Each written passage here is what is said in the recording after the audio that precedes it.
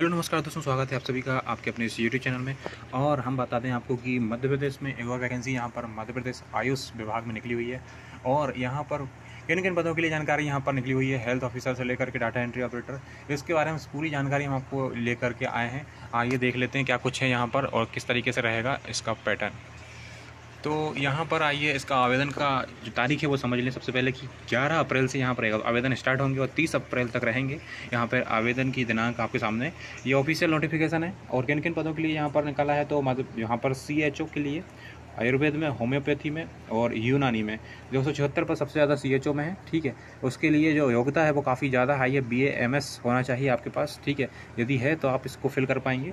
ठीक है, और इनमें भी आपके पास जो BTech है CS के साथ हो, IT के साथ हो, तो आप डाटा एंट्री ऑपरेटर के लिए, साथ ही साथ आपका BSc हो, BA हो, ठीक है, या आपका मतलब ग्रेजुएशन हो कंप्यूटर के साथ। कंप्यूटर के साथ ना हो तो आप नॉर्मल ग्रेजुएट हो तो भी चल जाएगा। ठीक है, उसके साथ आपको क्या होना चाहिए, आपके साथ DC या PGDC होना बहुत ज़रूरी है। ठीक है, यहाँ पर कोई भी CBCT का नहीं बोला गया है, लेकिन CBCT अगर होगा तो आपको वरीयता मिल जाएगी, ये नीचे नोटिफिकेशन में लिखा है।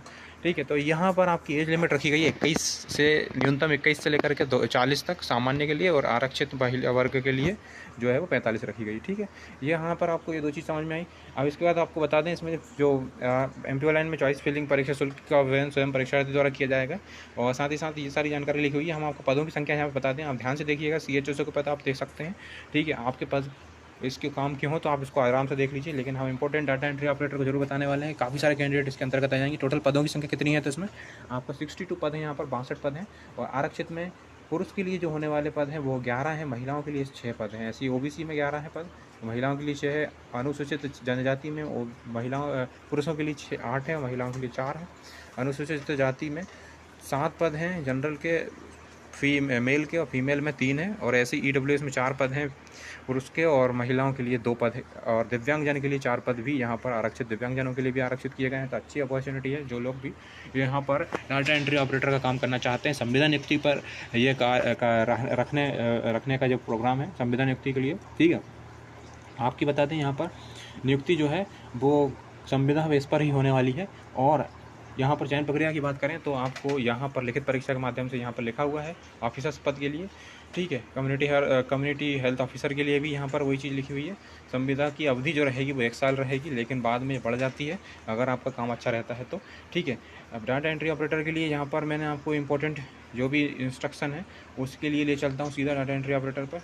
क्या कुछ यहाँ पर इंपॉर्टेंट रहने वाला है, तो यहाँ पर मूल निवासी होना आपको ज़रूरी है मध्य प्रदेश शासन का। साथ ही साथ आपको जिला रोजगार कार्यालय में आपका पंजीयन होना बहुत ज़रूरी है। जिला रोजगार कार्यालय में आपका पंजीयन भी होना ज़रूरी है। ठीक है, और इसके साथ ही साथ आपको डाटा अगर ऑपरेट जो फॉर्म भरने की जो भी पद हैं उसमें से अगर आप चयन प्रक्रिया की बात करें तो उसके पद जितने दिए हैं उससे 3 गुना ज़्यादा संख्या में आवेदन आते हैं। जैसे 62 हैं तो यहाँ पर 3 गुना 180 या 200 के आसपास जब पद आएंगे तो यहाँ पर जो लिखित परीक्षा आप अगर कम पद आते हैं, कम आवेदन आते हैं तो डायरेक्ट साक्षात्कार रहेगा। यदि ज़्यादा आते हैं तो ऐसी उम्मीद लगाई जा रही है कि यहाँ पर लिखित परीक्षा या ऑफलाइन परीक्षा जहाँ पर ली जाएगी। जैसा कि होता ही है कि लिखित परीक्षा तो ली जाती है। ये भी फिक्स किया गया है कि 50% पद, यहाँ पर 50% नंबर आपको लाने ही होंगे। सामान्य वर्ग के हैं आप और आरक्षित वर्ग के अगर हैं आप ST SC OBC की, तो आपको 40% अंक तो लाने ही होंगे, तभी आपको जो है काउंट कर पाएंगे आपको कि आप मेरिट में जाने योग्य हैं या नहीं। मतलब आपको वैल्यूएशन तभी होगा यहाँ पर। ठीक है, और 1:3 के अनुपात में मेरिट सूची में यहाँ पर बुलाया जाएगा साक्षात्कार के लिए। ठीक है, आपकी जो लिखित परीक्षा रहेगी उसके लिए जो मेरिट बुलाया जाएगी 1 के अनुपात में 3 अनुपात बुलाया जाएगा। ठीक है, एक व्यक्ति जितने भी वैकेंसी है उसके 3 गुना बुलाए जाएंगे। यहाँ पर लिखित परीक्षा के जितने भी पास होने वाले व्यक्ति, लगभग 200 पास होंगे, ऐसा आप कैटेगरी वाइज बुलाए जाएंगे वो भी। ठीक है, और यहाँ पर आपको अंतिम जो मेरिट बनने वाली है वो 70% लिखित परीक्षा पर रहेगी, साक्षात्कार पर 30% रहेगी। ये भी लिखा हुआ है यहाँ पर, देखिए आप। अंतिम कार्रवाई मध्य प्रदेश आयुष विभाग के द्वारा होगी। और इसमें जो भी समान अंक लाते हैं तो उन्हें, जो ज़्यादा उम्र के लोग हैं उनको रखा जाएगा पहले, वरीयता उन्हीं को दी जाएगी। साथ ही साथ आपका जो ज़्यादा अनुभव रखता है उसके साथ साथ यहाँ पर आपका जिसके पास CBCT रहेगी उसको भी यहाँ पर अनुभव के रूप में देते हुए उसको भी मान्यता में दिया जाएगा। ठीक है, और ये जो है यहाँ पर आप देख सकते हैं कि आपको आपका कंप्यूटर एप्लीकेशन में स्नातक हो या नॉर्मल स्नातक के साथ पीजीटी से डीसी हो, वो मांगा है। 40 से 45 वर्ष, 21 से 40 के आसपास आपकी एज की लिमिट हो तो आप फॉर्म को फिल कर पाएंगे। साथ ही साथ वांछनीय अर्हता में लिखी हुई है कि यूनिवर्सिटी पास अभ्यर्थी जो भी रहेंगे उनको यहाँ पर वरीयता दे दी जाएगी। और आयुष विभाग में कार्यरत पहले से हैं तो उनको वरीयता मिलेगी। और आपको वर्ड पर काम करना आना चाहिए, MS Excel, PowerPoint, Google form sheet पर काम करना आपको आना चाहिए।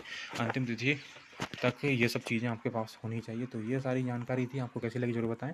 और इसकी एग्ज़ाम की फ़ीस जो है अभी निश्चित नहीं है, लगभग इसकी फ़ीस हम बता दें कि MP ऑनलाइन जितने भी फॉर्म अभी फ़िलहाल जो भरा रहे हैं वो 1000 के आसपास भरा रहे हैं। जैसे ही कोई फॉर्म की फ़ीस की अपडेट मिलेगी तो उसके लिए भी हम आपको यहाँ पर अपडेट करा देंगे। आपकी लास्ट डेट इसकी फॉर्म की 30 अप्रैल है। तो थैंक यू, और ये वीडियो लाइक ज़रूर करें। Thank you.